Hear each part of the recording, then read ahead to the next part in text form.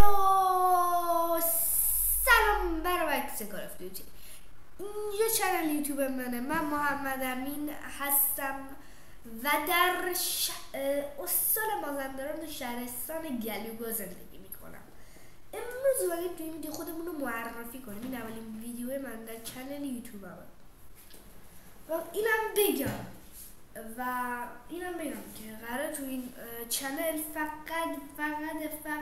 فقط ویدیوهای کال آف دیوتی موبایل، یعنی چیزی اینجا داریم میبینید. حالا آپدیتش هم باعث چی داره اینجا گذاشتم.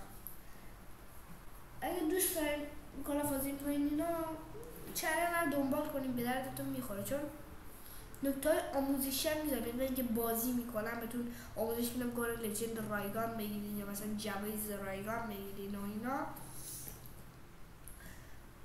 کارهای دیگه. حالا آموزش داریم، یعنی آموزشایی داریم، بازی هم میکنیم، گیم پلی کال آف آلکاتراز، مولتی، دوئل، بتل دیگه. بود بگم در این کانال یوتیوب ما قرار شاکر باشه، شاکر.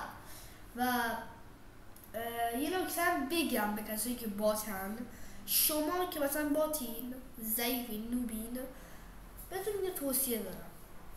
شما باتا، شما بریم بالا جدیدن 490 تو بازی اومده، خیلی حالا به 400 شدم. بریم بالا 400 150 200 اینا با لولای بالای خودتون بازی کنید. خب بگید میبازم، مثلا یکی از لول 50 میگه من با لول 200 بازی کنم میبازم، بابا خیلی اون قویه. نه اینو نگین، همیشه با قوی تر از خودتون بازی بکنین. انقدر ببازین که یه روزی بردن یاد بگیرین، بازیتون قوی تر بشه. یعنی هرچی با قوی ها بازی کنین بیشتر قوی میشین. و اینا الکی نمیگم، میگم مثلا برین سرگرمتون الکی بکنم اون چنل یوتیوب هم نه، خودم امتحان کردم، همین کار یه جا دیگه دیدم، همین کارو کردم و الان خیلی روزی بهتر شده. قبلا اینطوری بودم تیر میزدم، الان یکی دو تا سور میخورم راحت میزنم با شاتگان و دیل و حالا هر چیزی، رایفل و سلیفتمتیک، حالا هیچی، حالا همه چی.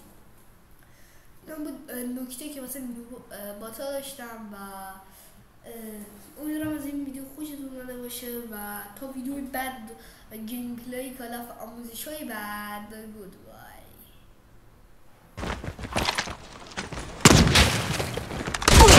Recon ready for deployment.